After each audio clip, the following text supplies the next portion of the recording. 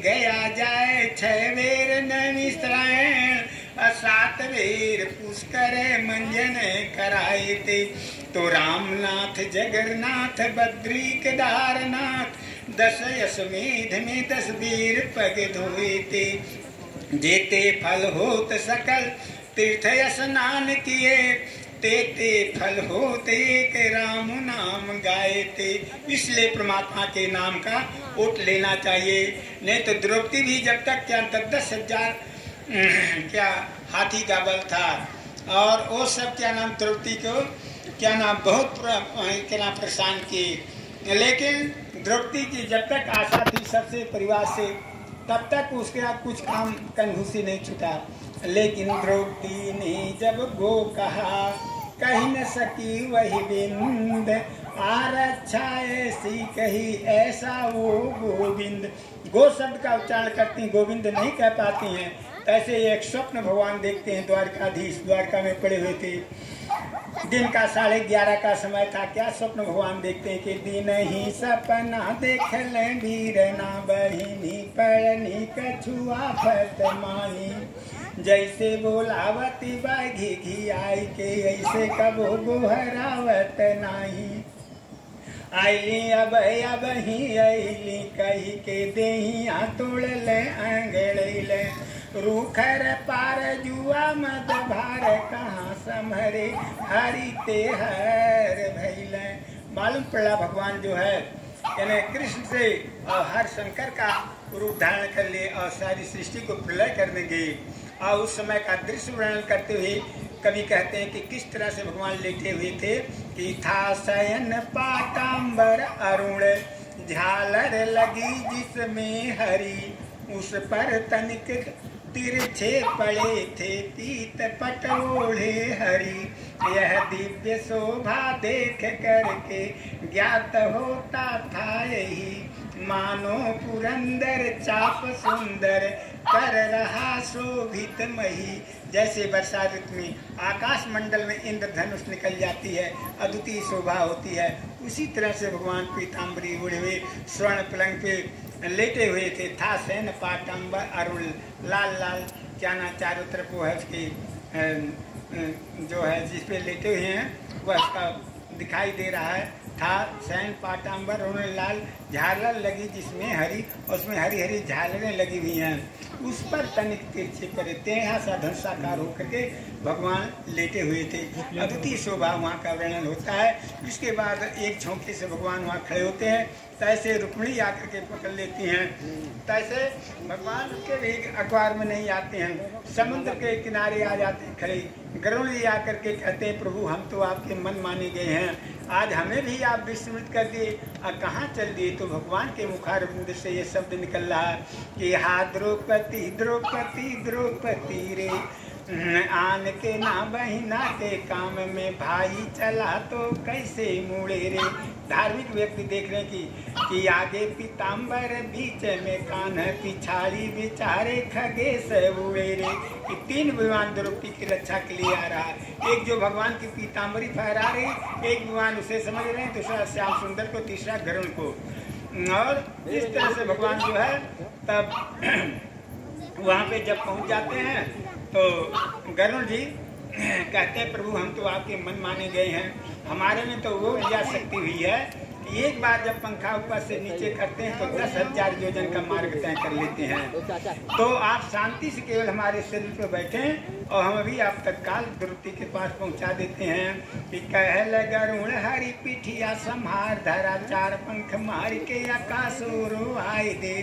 छोटे मोटे तरई की गिनती की रीति कौन, अरे चोचन से मारी चांद सूरज के हटाए दे। बालापन माही अमृत कुंडली हम, अब तय जवानी बा जवनिया दिखाए दे।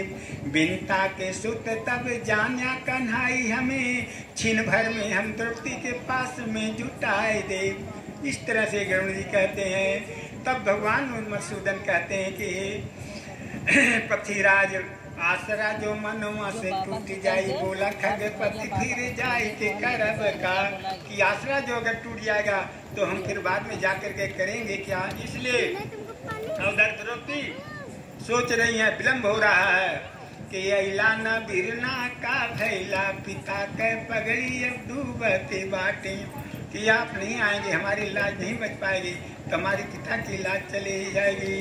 और 10वां भाई दुर्योधन का विकर्ण बहुत धर्मात्मा था, वह इस स्थिति को देख करके भाव विभोर होकर के कहता हो हमारा भारत देश कैसा था, किसी के रोवत देखी आकाश में ना हृदय तनि पाप समैल, रावण गीध में का समता जो चोचन पंखन से लहरी गईल, हा देश वह सब लोग वह पर दिन कहाँ चली गईल, कि पर नारी के लाज बचावे बदे भारत में उगी धो मरी गईल, कि हमारा भारत देश ऐसा परमार्थी है कि यहाँ के पक्षी भी दूसरे के लिए प्राण दान अपना दे देते हैं। और यह यहाँ के जो है खास जो है छोटा देवर के रूप में है, यह इस तरह से घर की लाज लूट रहा है।